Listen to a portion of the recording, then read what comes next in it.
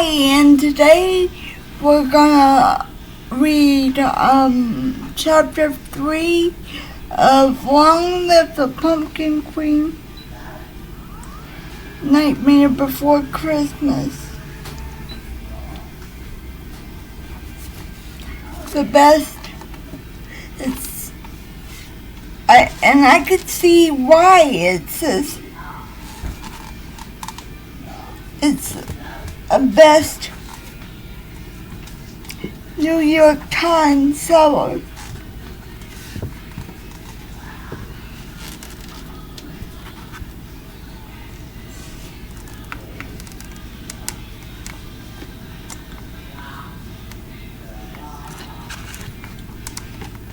And I got my Jack and Sally shirt on. 3. They're back! The vampire prince exclaimed. How many witches were there? The witch sisters asked in unison, scowling up to Jack and me. As soon as we entered the town square,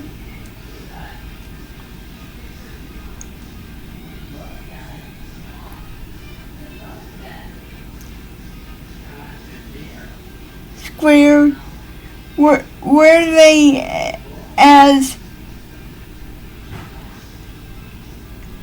hideous as us?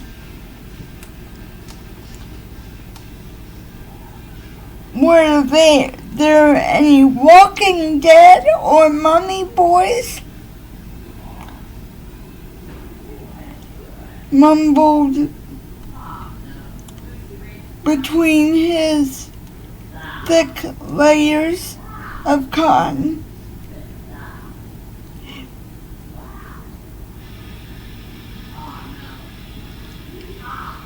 Mumbled between his thick layers of cotton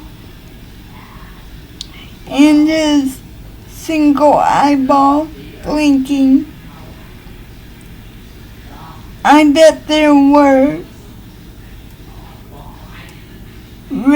red-eyed demons like me.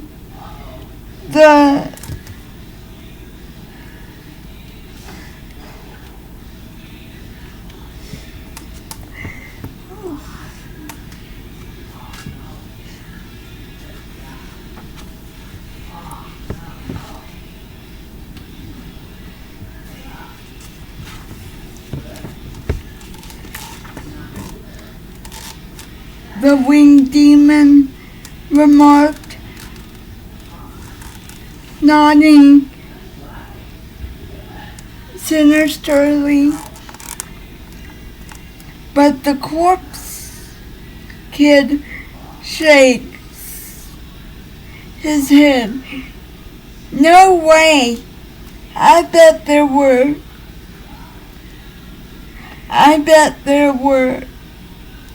girl demons.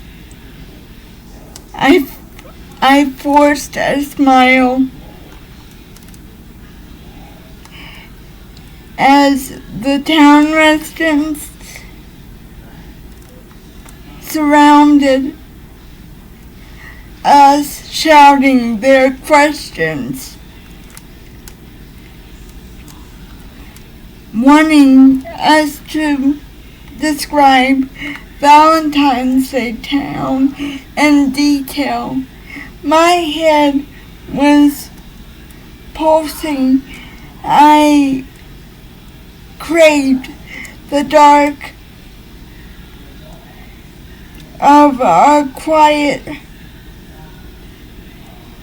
I craved the dark quiet of our home atop Skull Hill, but Jack grins at the crowd. "We did see a few winged babies," he said with a wink, patting Corpse Kid on his pale, bald head. "They did have fangs."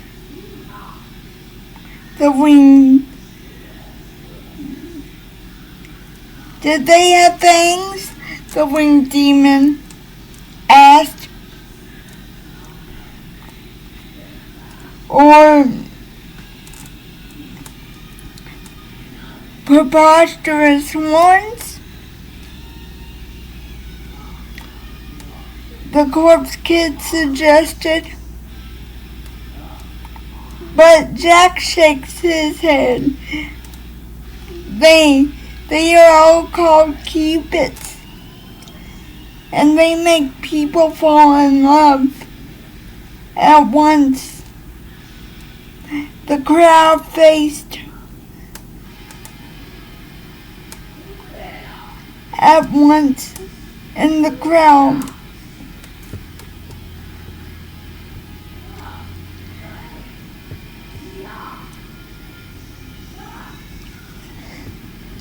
At once, the crowd faced, and the crowd puckered in disgust. "Gross," the winged demon said.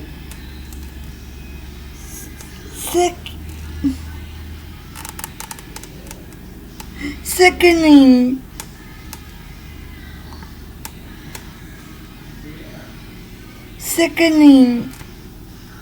Sticking out his forked tongue. But how many ghouls do they have? Mummy boys? Now? How many pumpkins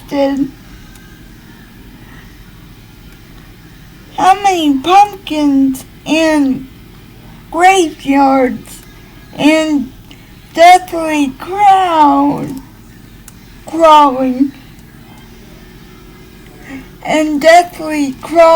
things? Jack let out a chuckle and lifted his palms into the air. "All in good time," he assured them all. "We'll tell you everything we've seen, but for now, let us get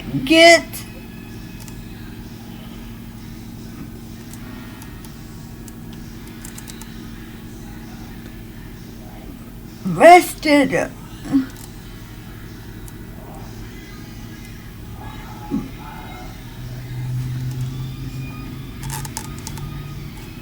Let us get resettled.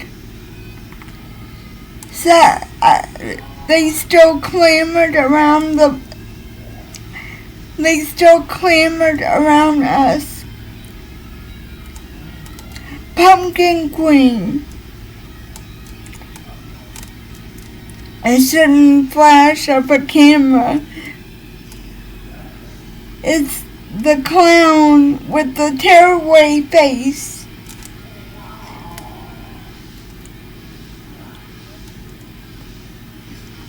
Wheeling close on his unicycle.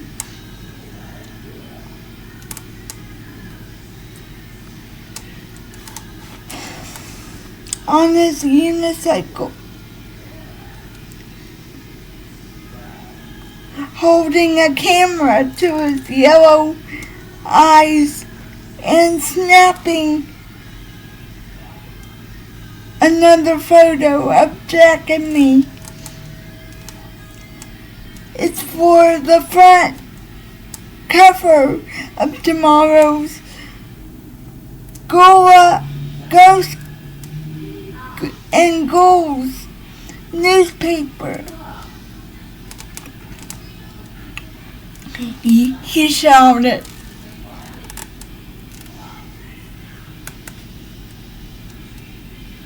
He shouts to us.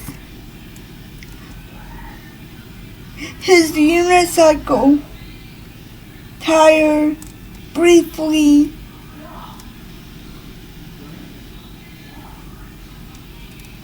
lodging itself in a street crack.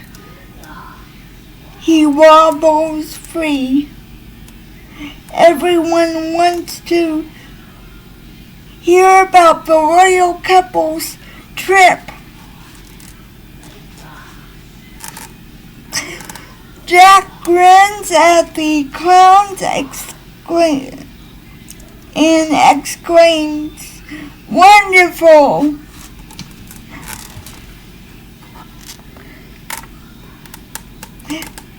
But I feel overwhelmed. Too many hands reaching out to touch the fabric of my dress as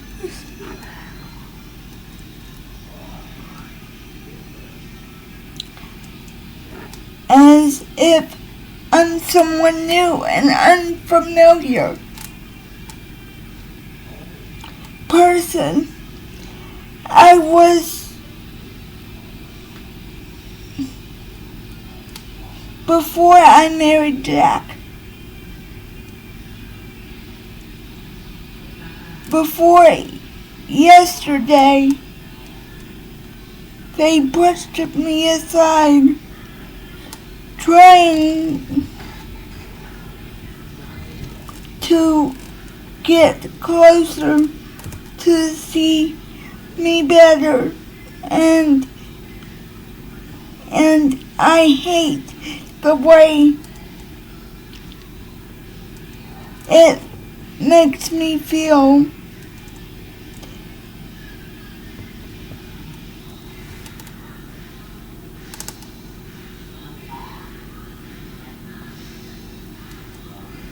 Extreme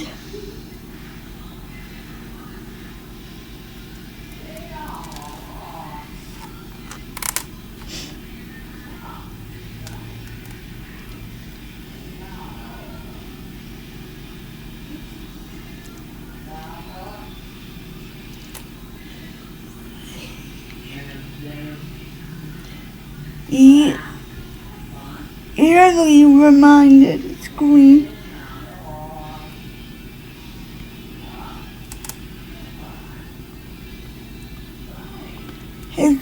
Exclaimed, scrambling as through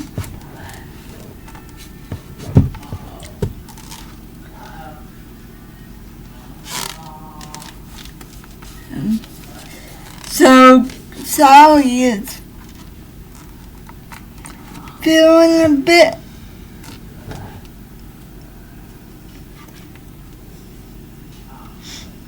like the paparazzi had just taken hold of her. Like, Sally Skeleton, how do you feel about being married to Jack? And she's like, good, I guess.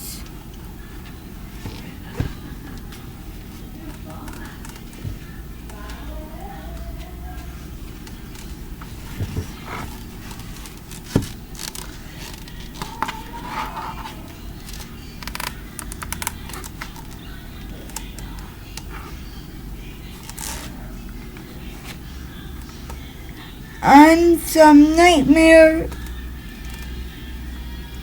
creature they've caught in a net. In their net. And they're about to discuss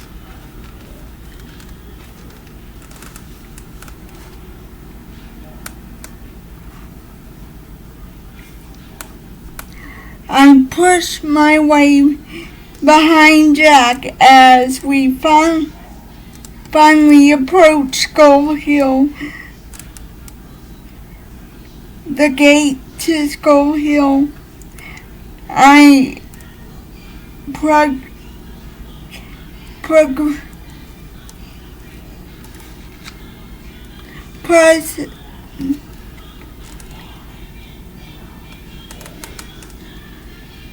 the procession followed us close behind. Jack! The mayor shouts.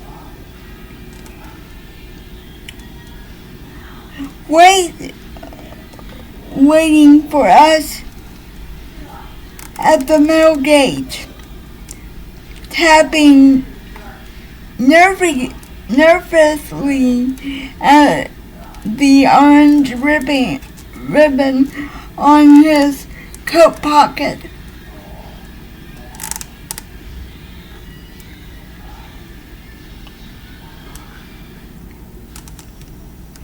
We have many things to discuss. Halloween is only 2 weeks away. Yes, of course, Jack replies. Come inside and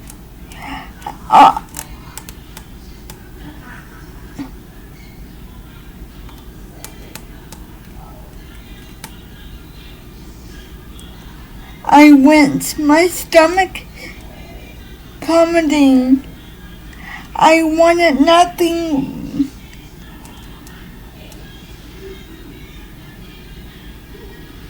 more than to shut the doors for an hour of our home, sink into the quiet and be alone.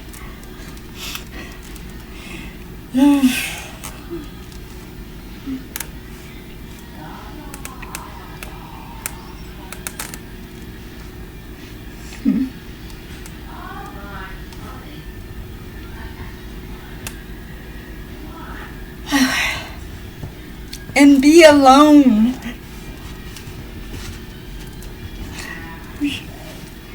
So they're running behind her going, Sally, Sally, let us see you. And she's like one of those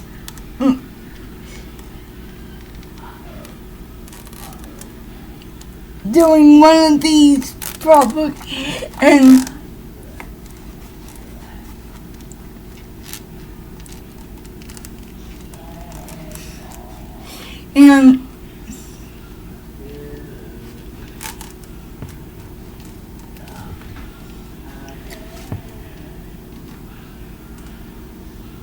the mayor makes it worse. He's like, business, business, business. And Jack needs to tell him, old business is old business, and new business is new business, and we do not discuss new business until next Thursday.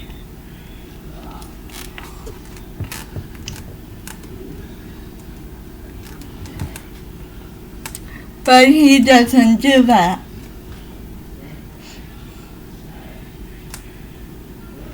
And Sally feels like the whole world is closing in on her, and she feels claustrophobic, like, let me out of this cage.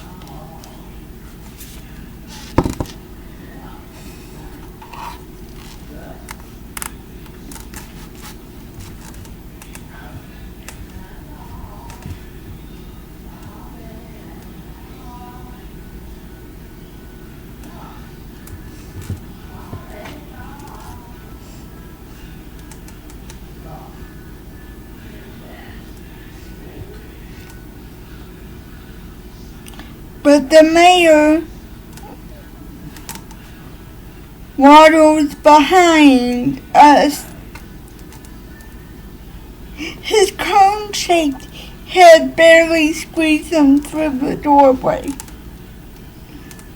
And several others bustle in behind him. Oh boy. I know how she feels right now. She's like, they're like the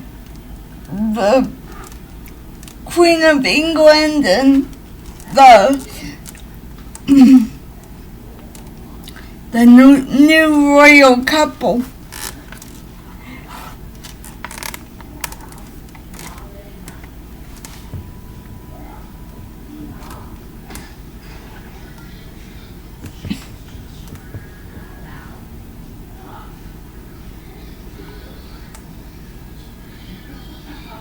Behind him, including the vampire prince.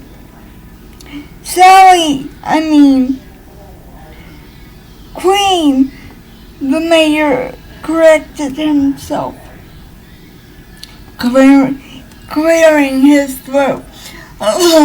Queen.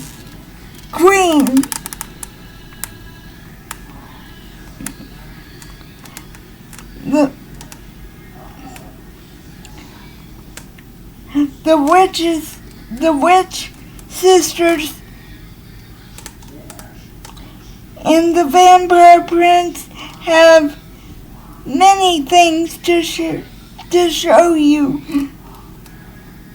There isn't much time. For what? I asked.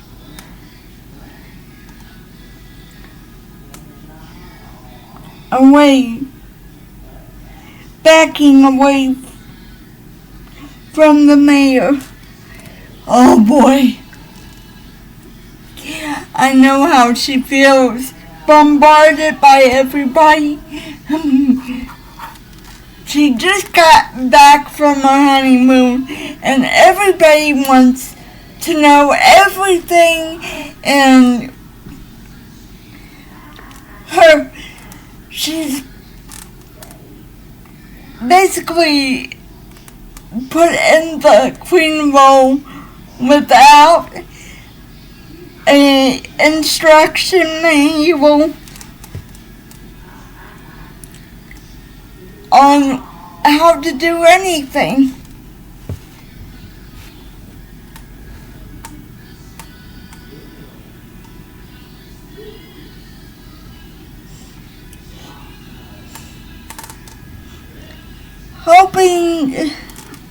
Hoping I could slip away through one of the doorways, and escape his frenzy, swiveling eyed gaze. As Queen, you will be organizing all the Halloween Eve party in the cemetery this year. It's quite an honor. Plus there's a new certain swatch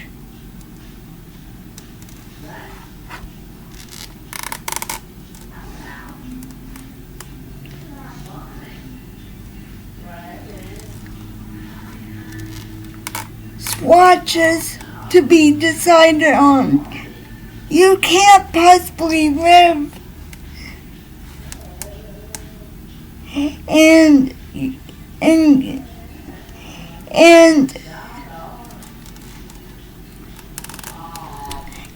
your new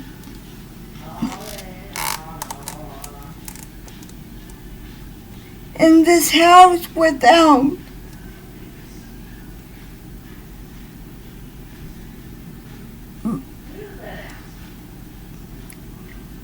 recording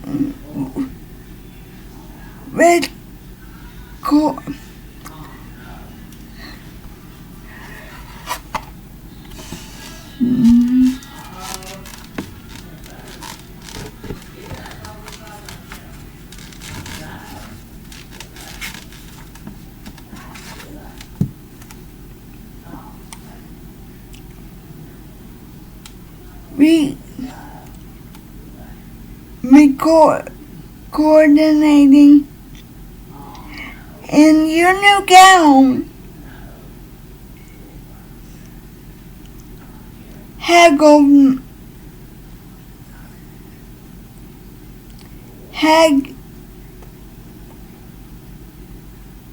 Amania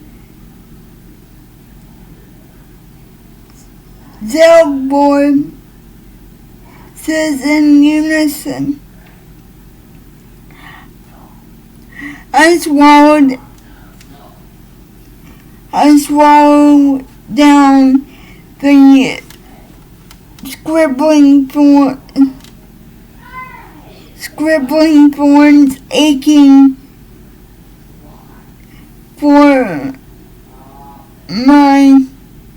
forming in my throat.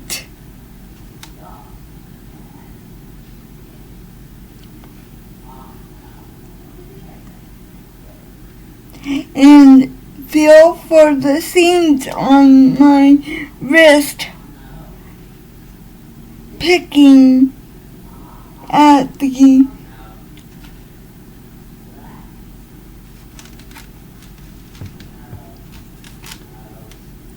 threads, tugging at it, worrying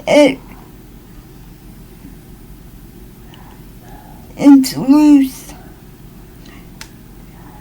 Don't need a new gown. I don't need a new gown.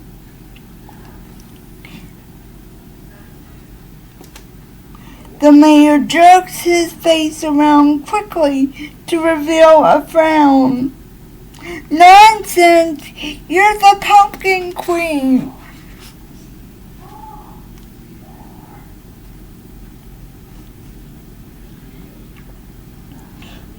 You can't keep wearing the same tattered old thing.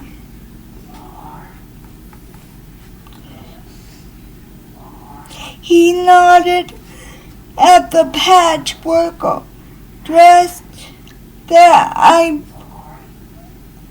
the one I have restitched so many times, uncertain none of the fabric patches are the original. The black as night threads barely keep it together. Must anything change at all? I ask, my voice to it, then like air slipping through the cracks on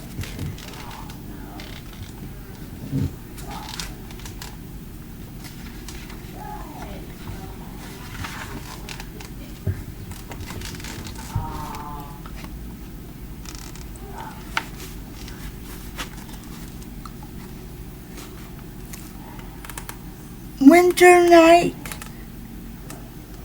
like I'm unsure of my own words. I don't think I need new curtains either. The vampire prince lowered his blanket, his black umbrella.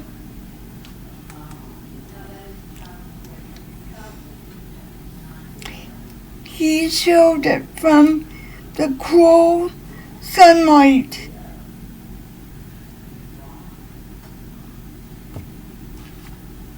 When he went out the door and unfolded and unfolds it into a narrow point before walking to the front window, touching the odd black curtain within his fingertips and making quite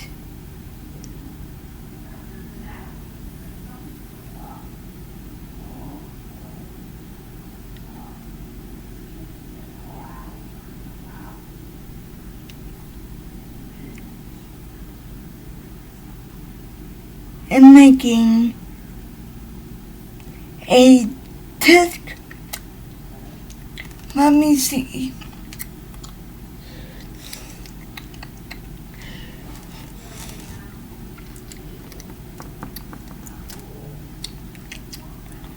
Like that.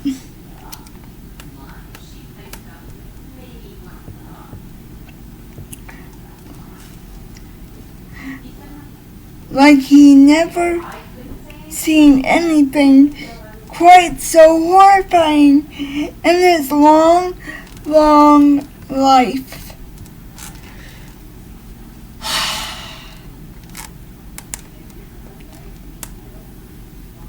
Maybe we could at least wait until tomorrow, I suggested, backing away toward the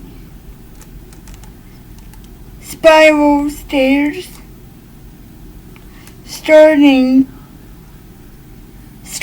in the morning. I don't want a new dress, new curtains, or to make plans for a party. I just want to be alone with Jack for a little bit longer.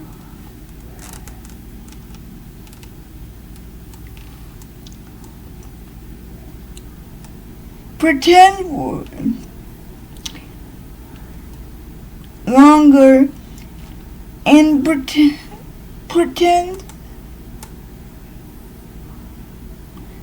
pretend we're back in Halloween Town. Drift into a lazy down, a drifting lazily down the chocolate river. His eyes settle on mine, making me feel safe, making me feel at home with no obligations waiting for us here. Uh-oh.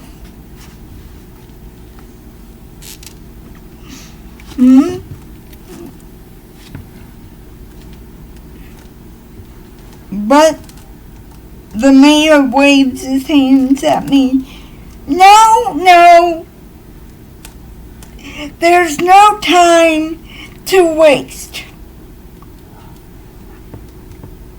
And before I can protest further, he turns his attention to Jack, who has already started down the hall toward his library, muttering to himself as he thumbs through his scrolls of diagrams.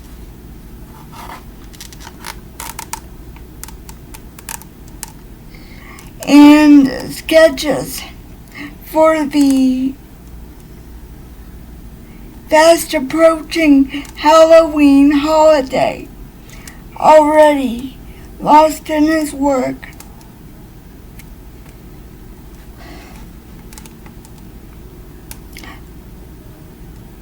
Alone with the Witch Sisters,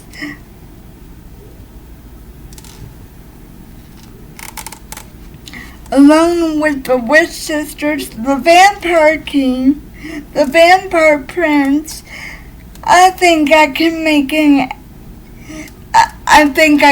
an escape.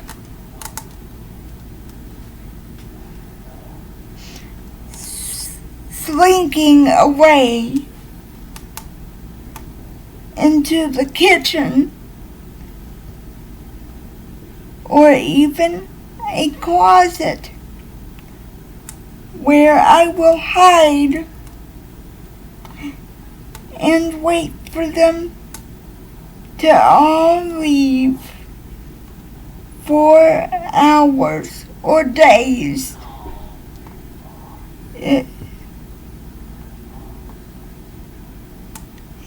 If I must be a queen hiding in her own home,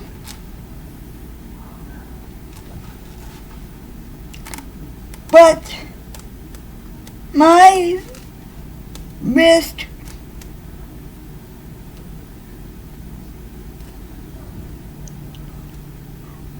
with her sharp fingers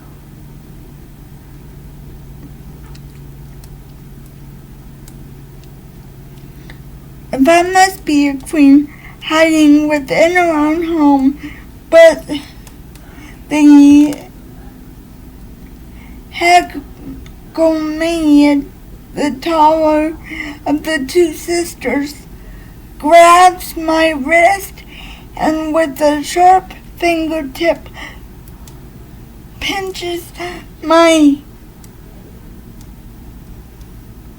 fabric tight, then leads me up the stairwell to the bedroom where Jack and I share.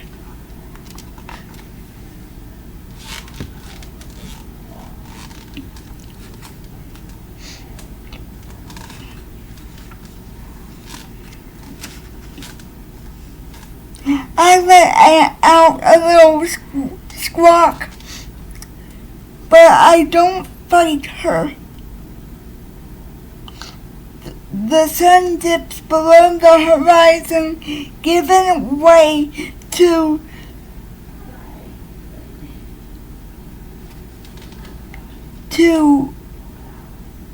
a split out spark.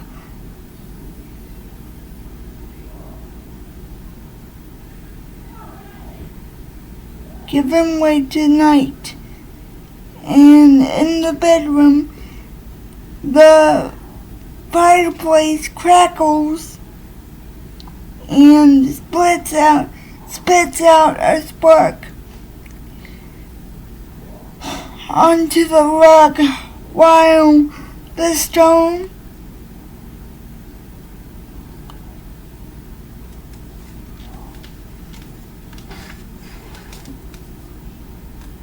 gargoyle scowls down at the front of at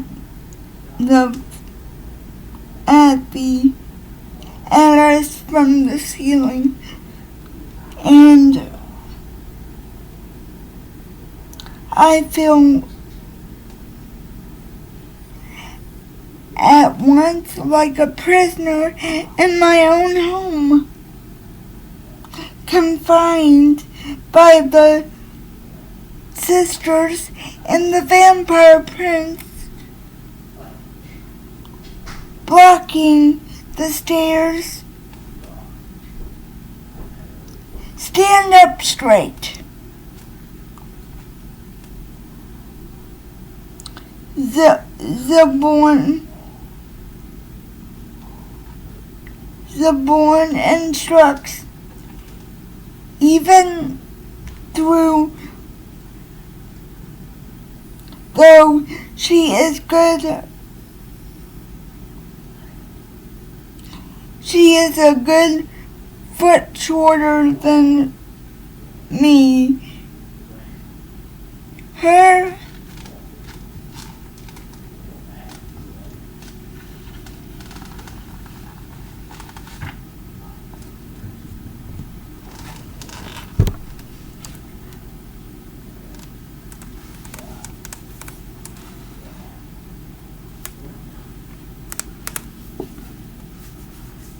crow feathered.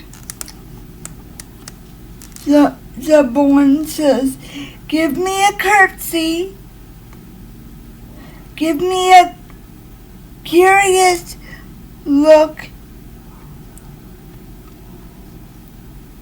I saw a raven this morning.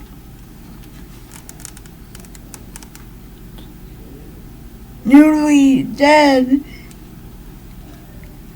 It would look lovely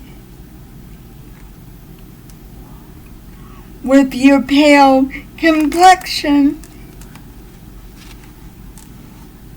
I scratched at the sides of my crown where my hair is tugging against the feathers. Must I wear a crown at all?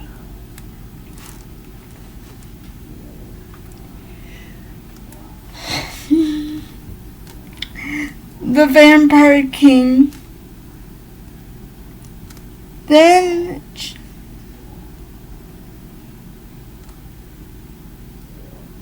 clutches his hand to his mouth, as if I personally offended him.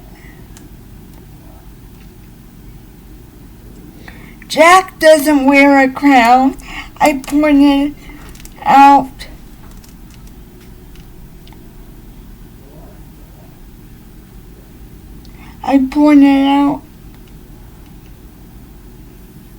Hagomon and Zabor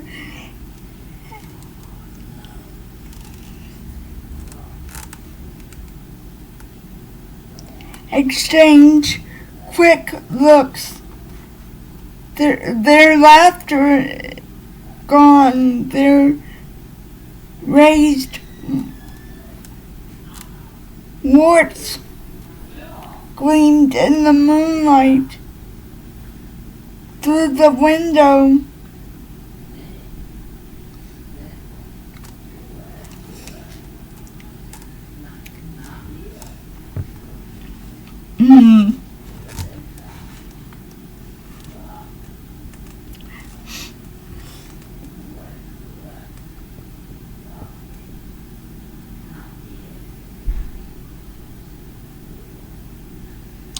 The vampire prince plays in front of me, arms crossed and a sharp black hairline drawn down. Crowns are all the fashion for queens these days.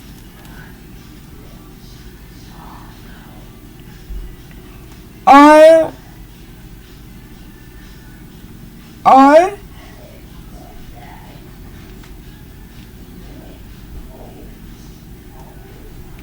these days. How would you know? What the last fashions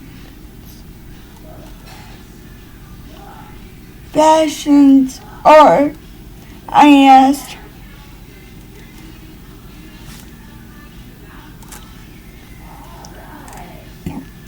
A rotting discomfort growls inside me, an itch at the base of my neck, like the walls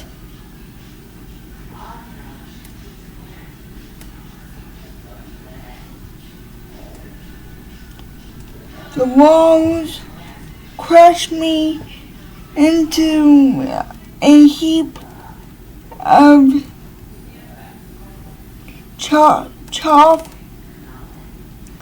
chopping a crow's wing.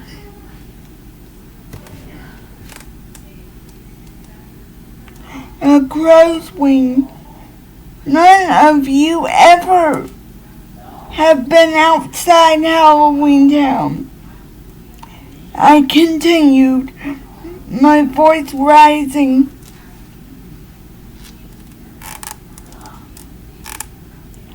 Sounding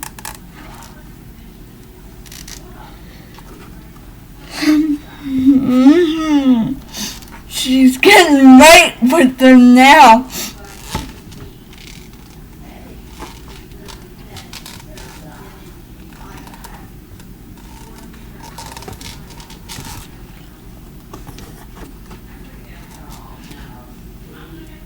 Stronger, but the only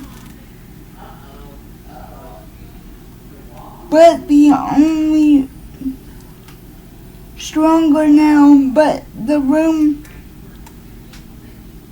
only grows smaller. The seams along my chest tighten.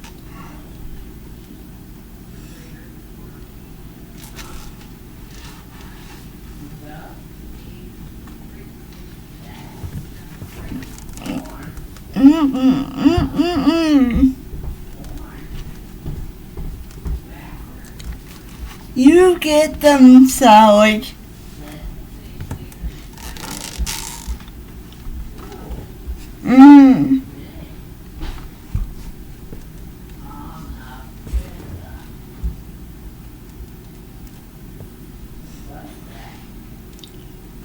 Until I feel it impossible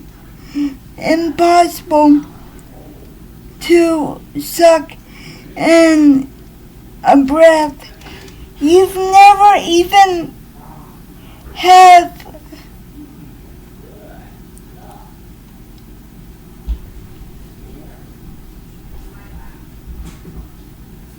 met a real queen before. I have, but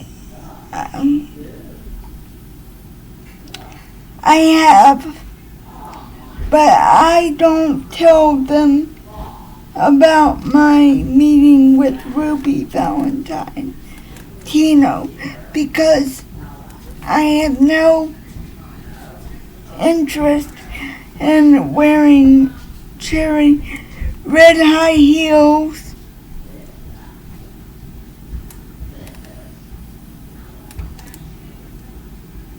and a bonafide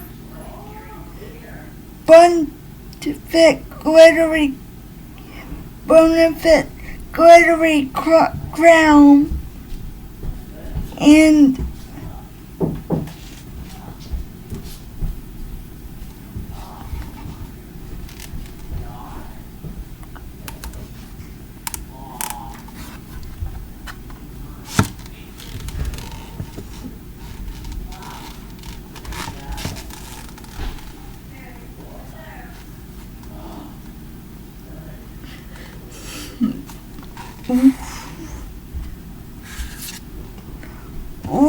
she's getting right with everybody. She's like, I will not be treated like this in my own home.